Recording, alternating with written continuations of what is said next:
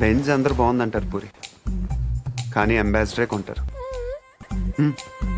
నా మాట నమ్ము, నువ్వు హ్యాపీగా కిందకి వెళ్ళిపో. ఎవడు బాగున్నా ఉంటాడు చూస్తాను. పార్దు ఇంకొకసారి చూసి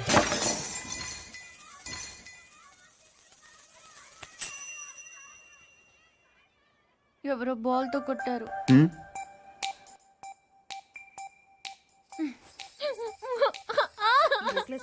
బీరోలు పెట్టు. ఏమైంది? ఏంటి?